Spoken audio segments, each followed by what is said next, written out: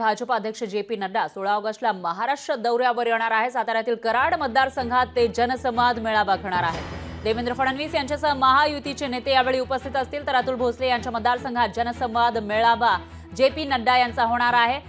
मुख्य म्हणजे दक्षिण महाराष्ट्रामध्ये ते येत आहेत आणि दक्षिण महाराष्ट्रामध्ये महायुतीला लोकसभेमध्ये मोठा फटका बसल्याचं पाहायला मिळत आहे आणि त्याच पार्श्वभूमीवर आता विधानसभेची पार्श्वभूमी तयार करण्यासाठी, जमीन तयार करण्यासाठी भाजप अध्यक्ष स्वतः जे.पी. नड्डा हे या ठिकाणी येणार आहेत। त्यांचा मेळावा सुद्धा या ठिकाणी आयोजित करण्यात आला आहे। साताऱ्यामधील कराड मतदारसंघामध्ये हा जनसंवाद मेळावा होणार आहे। त्यामुळे भाजपचे राष्ट्रीय अध्यक्ष जे.पी. नड्डा जेव्हा महाराष्ट्रामध्ये येतील त्यावेळेला ते नेमकं काय बोलणार, कशा पद्धतीने विधानसभेची रणनीती आखणार ते बघावं लागेल।